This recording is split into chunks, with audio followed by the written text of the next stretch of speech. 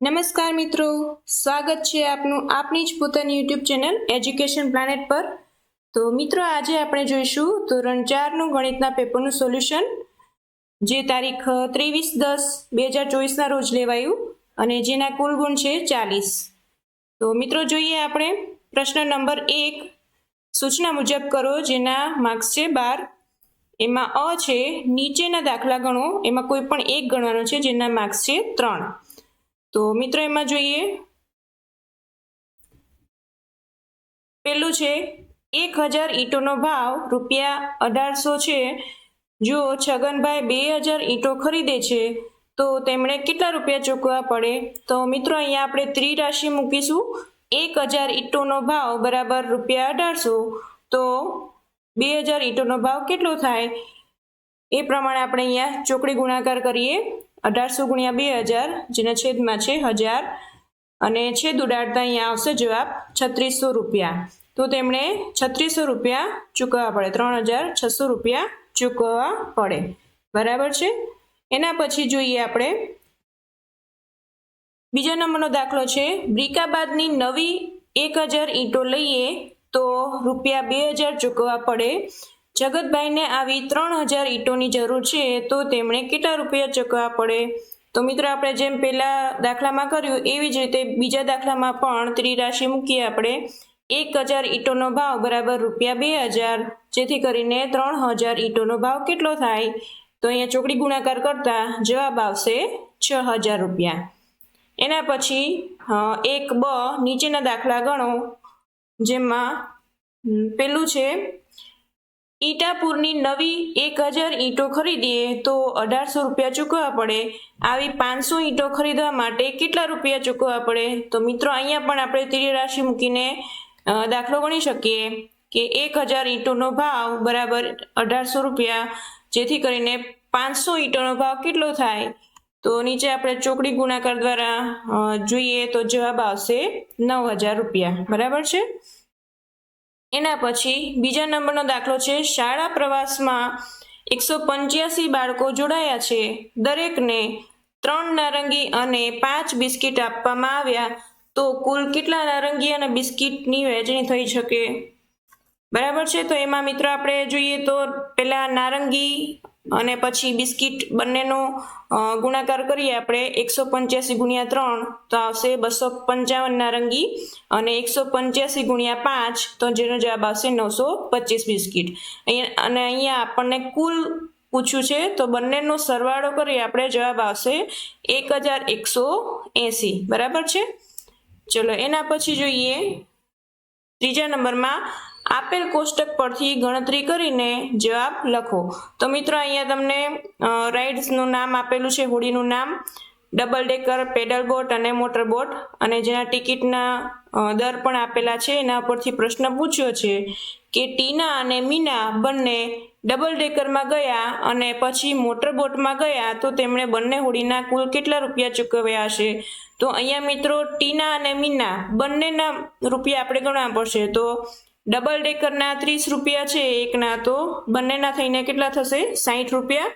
અને એના પછી મોટર બોટમાં પણ આપણે 2 જણાના રૂપિયા ગણવા પડશે, તો એમાં આવશે 60 અને 50, બંને ભેગા થઈને આવશે કુલ 110 રૂપિયા, બરાબર છે।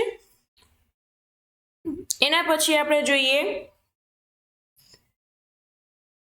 પ્રશ્ન 1ક, નીચેના પ્રશ્નોના જવાબ આપો, જેમાં પેલું છે ₹100ની 15 નોટ હોય તો કુલ કેટલા રૂપિયા થાય? તો ગણતરી કર્યા વગર સીધો તમે જવાબ લખી શકો, 1500 રૂપિયા, બરાબર છે। એના પછી નીચેનામાંથી કઈ જોડીનો સરવાળો કરવાથી જવાબ 500 કરતાં વધુ મળે? તો એમાં જવાબ આવશે ક, 305 અને 208। એના પછી ત્રીજા નંબર પર અત્યારે 5 વાગ્યા છે, 3 કલાક પછી સુરત પહોંચીશું, તો સુરત પહોંચીએ ત્યારે કેટલા વાગ્યા હશે? તો મિત્રો, અહીંયા આવી રીતે સરવાળો કરીને કરી શકાય, અથવા મોઢે પણ તમે આનો જવાબ આપી શકો। 5 અને 3 8 કલાક 8 વાગ્યા હશે, બરાબર છે। એના પછી પ્રશ્ન નંબર 2, માગ્યા મુજબ જવાબ લખો, જેના 11 માર્ક છે, અને એમાં નીચેના દાખલા ગણો, કોઈ પણ એક ગણવાનો છે। સમીરભાઈ પોતાના ખેતરની ફરતે દરરોજ 4 આંટા મારે છે, તો તેઓ દરરોજ કેટલા કિલોમીટર ચાલે છે? તો મિત્રો અહીંયા સૌથી પહેલા ખેતરની પરિમિતિ શોધીએ એટલે આપણને 1 આંટાનો જવાબ મળી જશે. એના પછી આપણે 4 આંટાનો જવાબ શોધીએ. તો ખેતરની પરિમિતિ શોધવા માટે ચારે બાજુનો સરવાળો કરતા 1000 મીટર મળે, બરાબર છે. એના પછી જોઈએ આગળ, તો 1000 મીટર ગુણ્યા 4 કરતા આપણે 4 આંટા મારે એનો જવાબ મળી જશે 4000 મીટર. પણ મિત્રો અહીંયા આપણને કિલોમીટરમાં જવાબ માંગ્યો છે, તો 4000 મીટર બરાબર 4 કિલોમીટર જવાબ આવે, બરાબર છે. એના પછી છે સીતાની ઊંચાઈ 131 સેમી છે, મીતાની ઊંચાઈ 160 સેમી છે, તો બંનેની ઊંચાઈનો તફાવત કેટલો છે? તો મિત્રો તફાવત શોધવાનો હોય ત્યારે આપણે બાદબાકી કરીએ એટલે જવાબ આવશે એમાં 29 સેમી, બરાબર છે. એના પછી જોઈએ આગળ,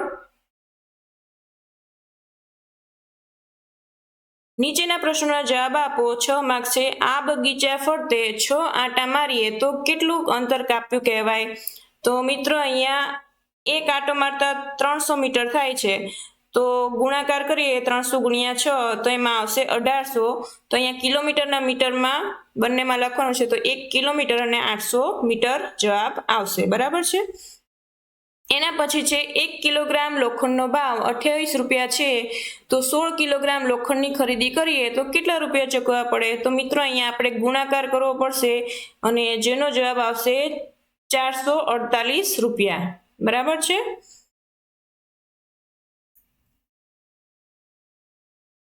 એના પછી ત્રીજા નંબરમાં દુકાનદાર શ્યામને ભંગારના બદલામાં અમુક રકમ ચૂકવે છે.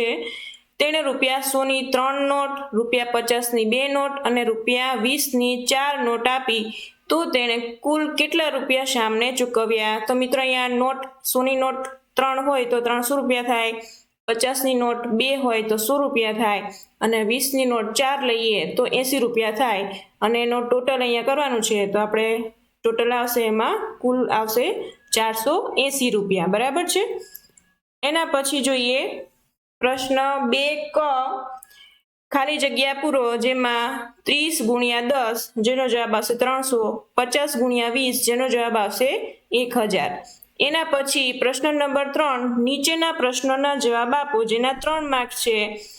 પહેલો પ્રશ્ન છે, સાંજના 5 વાગ્યે શાળામાંથી ઘરે જઈએ છીએ, આ સમયને AM કે PM માં દર્શાવો. તો સાંજના સમયે આપણે વાપરીએ છીએ PM નો યુઝ કરીએ છીએ, બરાબર છે.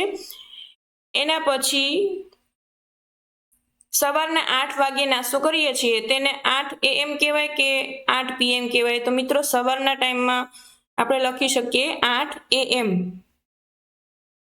એના પછી અહીંયા તમને ઘડિયાળ આપી છે, કહો કેટલા વાગ્યા છે? તો અહીંયા આવશે 4:10, બરાબર છે.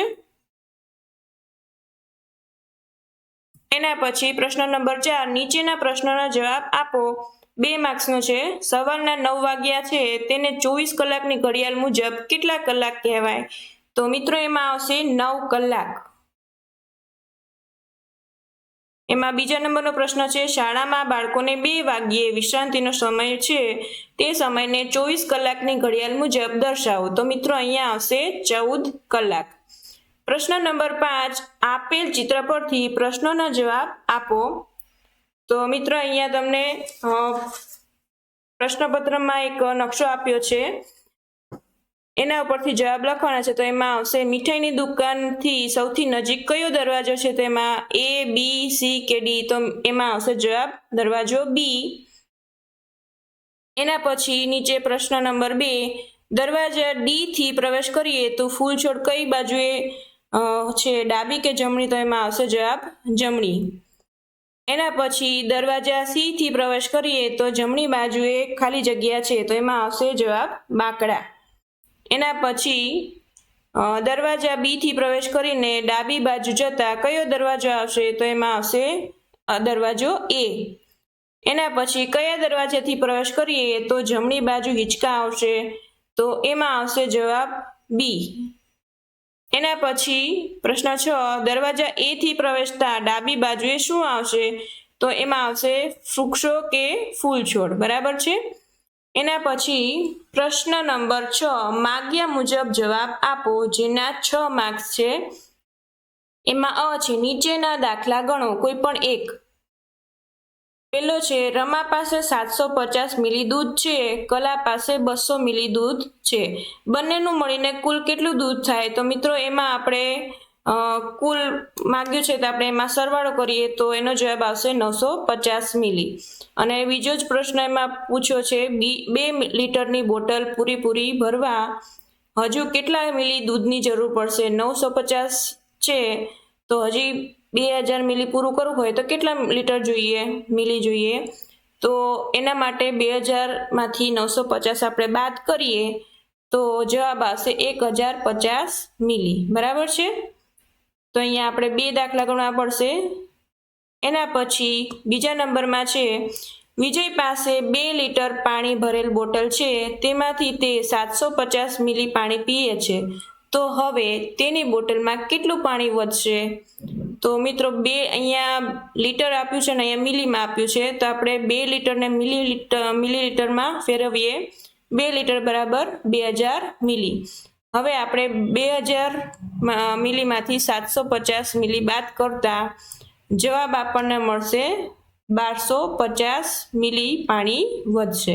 બરાબર છે? એના પછી અહીંયા તમને જોડકા આપ્યા છે, કમાં જે જોડકા જોડવાના છે, 1000 મિલી તો એને બરાબર આવશે 1 લીટર. બીજું છે 4 લીટર તો એના બરાબર આવશે 2 લીટર વત્તા 1 લીટર વત્તા 500 મિલી વત્તા 500 મિલી. એના પછી ત્રીજા નંબરમાં 1 લીટર વત્તા 250 મિલી, એના બરાબર આવશે 1250 મિલી. પછી છે 1 લીટર માઇનસ 750 મિલી, જેનો જવાબ આવશે 250 મિલી. બરાબર છે? તો મિત્રો અહીંયા ધોરણ 4 ગણિતનું પેપરનું સોલ્યુશન પૂર્ણ થાય છે. તો મળીએ આપણે બીજા પેપર સોલ્યુશન સાથે.